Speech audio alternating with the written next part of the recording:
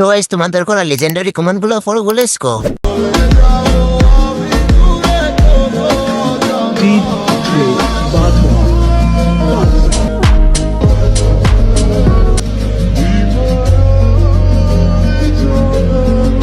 जहन्नमी जहन्नमी जहन्नम।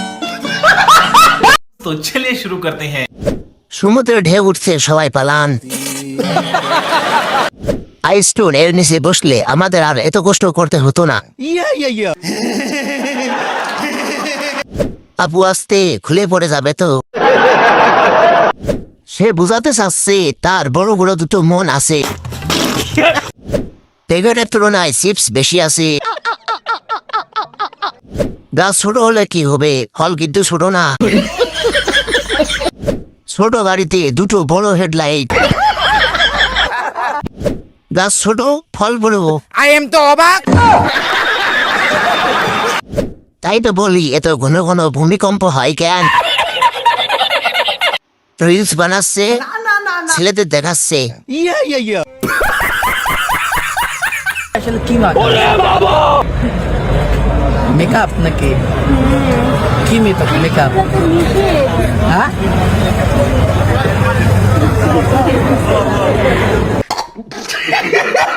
चलिए शुरू करते हैं। সবাই আইতাল ঘুরছি বলো, শেওড়া গাছের পেতনি রাস্তায় এসে পড়েছে।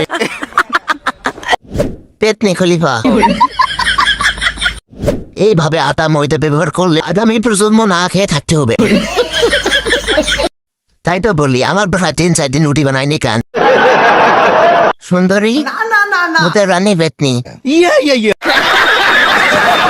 এই মেকআপ তুলতে তো ভেগুকারি লাগবে। দূর থেকে দেখলাম পরি, সামনে গিয়ে দেখি পেতনি। অবশেষে আমার দোকানের আটা চুলকে খুঁজে পেলাম।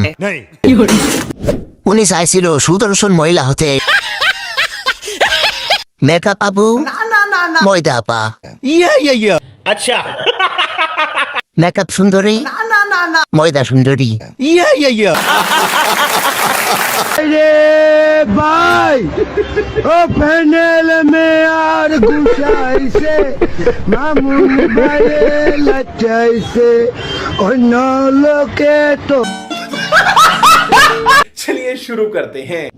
হঠাৎ হাতির শখ হয়েছে ঘোড়ার পিঠে ওঠার।